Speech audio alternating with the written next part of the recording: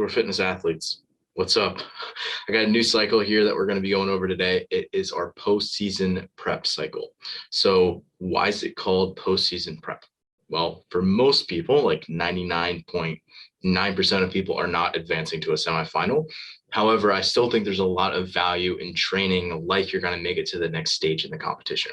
So for example, if you're an open level athlete and you haven't qualified for quarterfinals yet, we encourage you to continue to train up to quarterfinals like you actually advance to quarterfinals, so that you see a few of the movements that you're going to see at the next stage of competition, assuming and hoping that maybe the next year you qualify for that event, you are then prepared to handle those movements. You've had some exposure to them, but you haven't focused the entire year on them.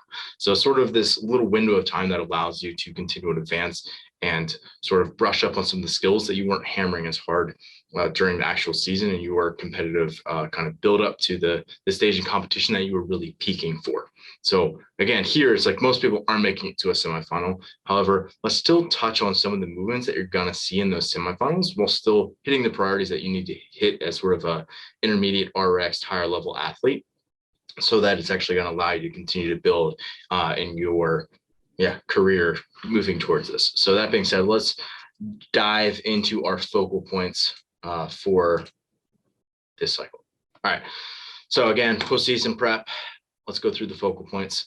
Number one, we're going to have a powerlifting progression. So one of the things that you'll see is really common in-person competition, especially even like a quarterfinals level and beyond, is that you're going to see more tests of maximal strength, especially when you're able to actually use a squat rack.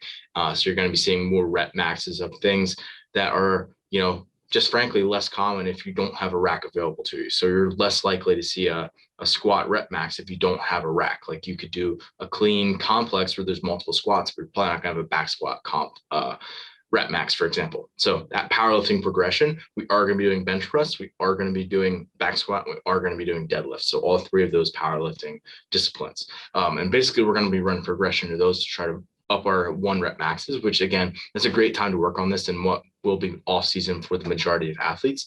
But yet still kind of falling into that semifinals type movement.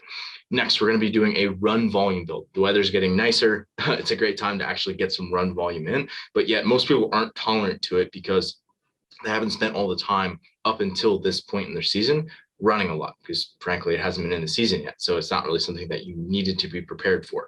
So now it's where we're going to start to transition over to that and build out some smart run volume builds, right? Where we can start to get a little bit of, I don't want to call it mileage, but actually starting to, build some amount of decent volume in the run. And that way we can actually start to mix it into mixed work as we get closer to the summer. So like putting it in Metcons. Next is rope climbs. Again, something that we will see at the quarterfinals level. You're not going to see that in the open. However, you're certainly going to see that more and more as you get deeper into the game season. So quarterfinals, you'll see it. Semifinals, you're certainly going to see it. Games, you're certainly going to see. Also, we could potentially have legless variations as well.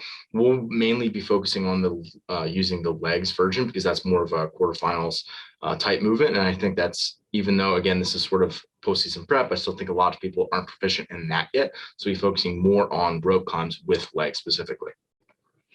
Strongman support work. So when I'm saying strongman support, basically it's saying like we're going to be doing things that will help prepare you to, kind of master the skills when they're actually thrown into a workout.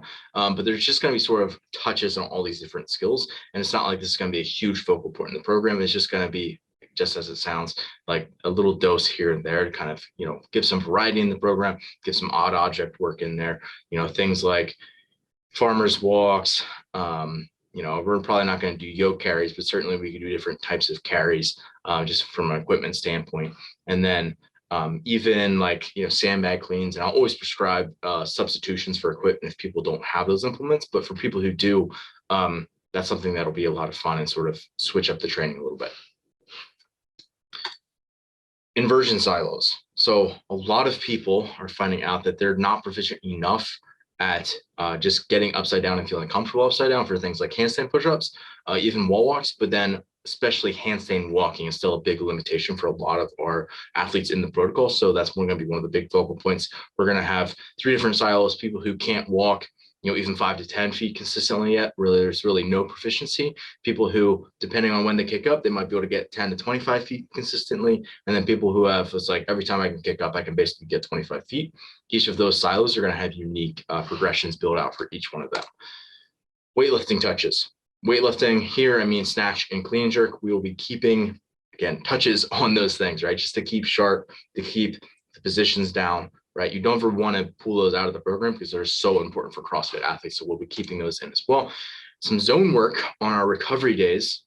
Again, basically, this is going to be a lot of zone 1 or zone 2 work, sort of in the 50 to 70% range of your heart rate, or maybe 60 to 70% range of your heart rate, keeping things pretty moderate, right? It should feel sustainable, and it should actually be something where you walk away from it feeling better than when you walked in to that session. So that's sort of the goal there. We'll also do some, joint health and mobility work on those days.